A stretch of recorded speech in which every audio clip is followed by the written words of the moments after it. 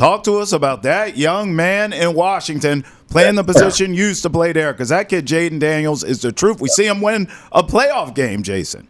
Right. Yep. Yeah. First playoff game since 05. Yep. You know, and you think about, like, you know, Cliff Kingsbury, everyone, you know, he went to USC. First, he had Calamari. You know, Calipari put up some good numbers underneath him. But then all of a sudden, you know, he goes to USC. He's out there as the head coach at Arizona. He go to USC. Okay, he helped Caleb Williams, you know, pretty much wins the Heisman, right? So he's helping out there. Then all of a sudden, Washington gets the job. Dan Quinn gets the job. What's the first thing he does? Okay, I'll watch Jayden Daniels film. You know, I covered LSU when we played LSU in college. Like, the kid is a great success, allowing him to be Jayden Daniels. Mm-hmm. And what Dan Quinn said, okay, I'm going to go and get someone to come in here that know exactly what they're doing offensively to utilize this kid's talent. So what do he go do? He goes and he hires Cliff Kingsbury to come in there. And right. Cliff Kingsbury come in there, and now these guys are running the same system that he ran similar to LSU, where they're letting him run the ball. They're not afraid of running him. They let him scramble. They let him hit the quick throws. They let him hit the down the field throws. So they hit you at every angle of the football field that's out there. And they allow him to be Jayden Daniels. They go for it on fourth downs more than anybody. You know, so they don't guardrails around him saying, oh, because he's a rookie quarterback, you know, we can't give him too much to do. No, they've earned the trust to allow him to do what makes him successful. And I think sometimes you make a mistake trying to hold these young quarterbacks back. That's why you saw Bo Nix have some success this year as well, you know, because they allow him to be Bo Nix, run around, make plays, you know, stay in the pocket, make throws, but they fit to what those guys do well. That's the difference between great offensive-minded coaches and just a guy with a title. You think about Andy Reid. Andy Reid never taught his quarterbacks the same thing. You know, from a talent perspective, he never put them in a box. What he did with Alex Smith is totally what he does with Patrick Mahomes. You know, what he did with Donovan McNabb was totally different what he did with Kevin Cobb. You know, but he made every quarterback that he had a Pro Bowler.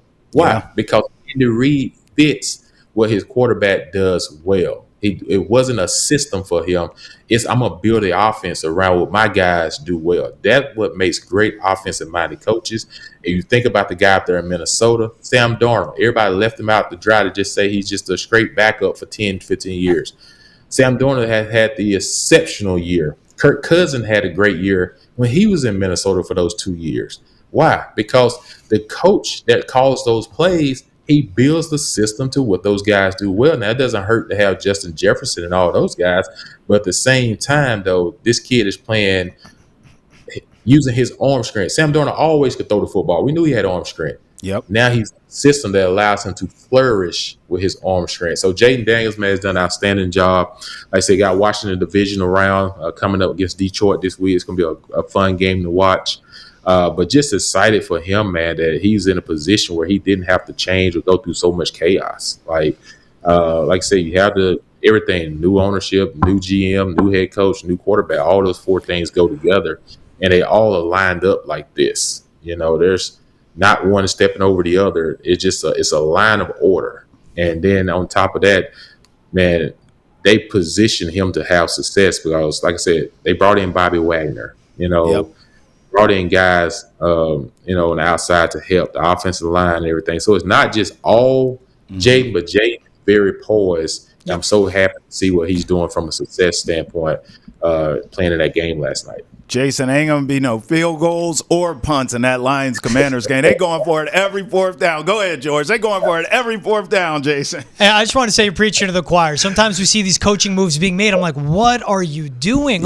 And remember when Cam Taylor-Britt came out and said, yeah, well, they run a college offense. It's like, yeah, it's not the worst thing, but like, that's right. The college offense, it makes it easier for your rookie quarterback and for him to continue to grow. And you point out to it. I mean, it's going to be Jayden Daniels, and it's going to be against Jared Goff. Jared Goff, a cast-off. Look what Ben Johnson did. Look at what Dave Canales has done with Geno Smith, with Baker Mayfield, with Bryce Young. I'll save that for another time. Jason, I love that you point out everything that's great about Jayden Daniels. And we saw in this past draft, it went Caleb Williams 1, Jayden Daniels 2, Drake May 3. Yep. If you were drafting this year, those are the three quarterbacks. How do you think the top three would go? Ooh. Yeah, still have to. Jayden Daniels will be one, right? Yeah. Hindsight 2020. But then again, it's hard to say that because what if you take Caleb Williams and put him with Cliff Kingsbury?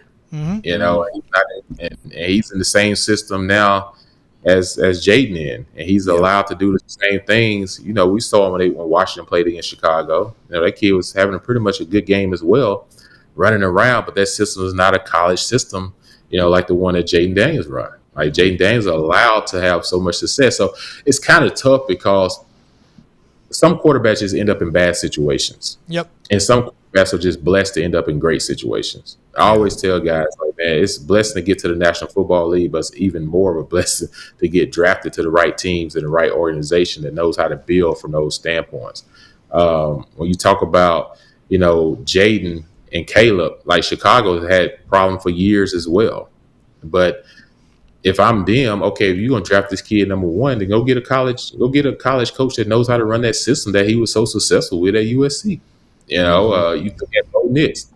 You know, Bo Nix ended up with an experienced head coach who had Drew Brees in the Saints, and you knew they run every style of play formats that you can ever even think of when Sean Payton was in New Orleans. That's right. So, you know, and everyone talked about, oh, Drew Brees was undersized and all this. Look what he did with Drew Brees.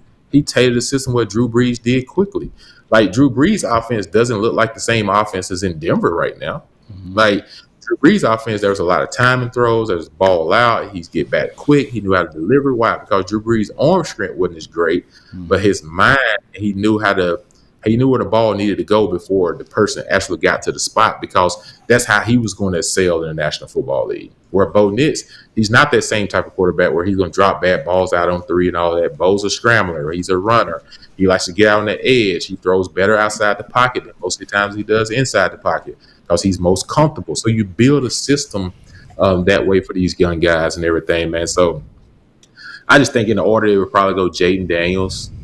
Like I said, we didn't get a chance to see the McCarthy kid in the Minnesota offense this year. That would have been fun to watch because the way that Sam has tore it up this year in that system, it just makes you wonder, like, okay, what would this kid have done as well in that system? It was just kind of tough, man, because a lot of it just depend on where you end up at. You know, it just and who's around you. Like Drake Maye, like I would just write this year for him as just a year of getting experience. You know, it's just hard to judge anything off of, you know, him as a quarterback. I think this year coming up would be more of a value for him to really, like, okay, who is Drake Maye? Right. You know, so I think you just have to count last year as a wash.